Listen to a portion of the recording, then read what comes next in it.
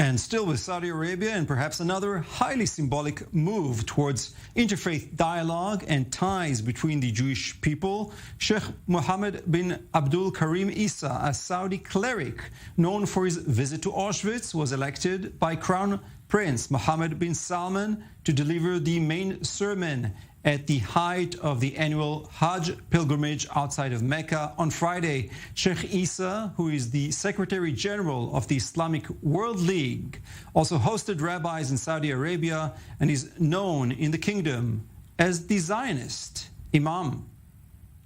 Now, for more on this story, I'm joined in studio by Middle East correspondent Ariel Osseran. Ariel, great to have you with us. So first, talk to us about the symbolic importance of this move. Yeah, there's definitely a lot of significance here, Guy.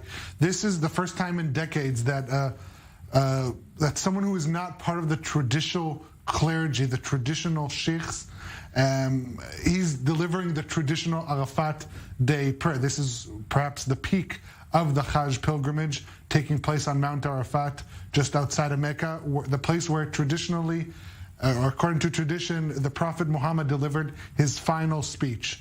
Let's just let Isa speak for himself, and we'll pick it up from there. It is that unity, brotherhood and cooperation which constitutes a fortification of safety that protects our nation and its togetherness.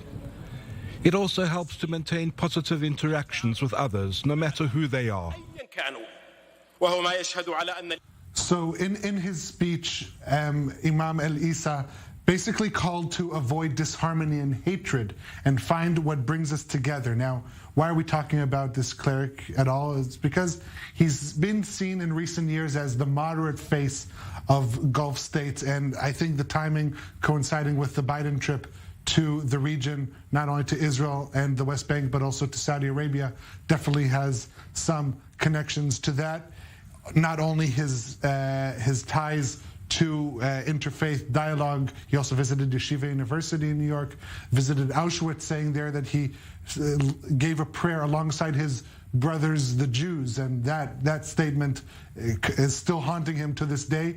He has many critics, not only in Saudi Arabia, but elsewhere, saying that he's a sellout, one who panders to Zionists. There's been even reports that the Palestinian Authority have also been in recent tensions with Saudi Arabia. This could also be something regarding to that. So this is a controversial, externally controversial cleric, and this choosing him to deliver this monumental speech on the annual Arafat Day is definitely considered some form of signaling towards willingness to ties, perhaps diplomatic ties, with Israel. We know that there's a lot of shared interests in the region ahead of this big, long-expected visit by U.S. President Biden. There have been talks about perhaps not full-scale normalization, but perhaps a step below that, some form of deal. Israel needs to give its approval to hand over 2 strategic Red Sea islands. Israel wants flyover rights over Saudi Arabia. So there's a lot, this is one of those instances, I think, where religion and geopolitics kind of converge.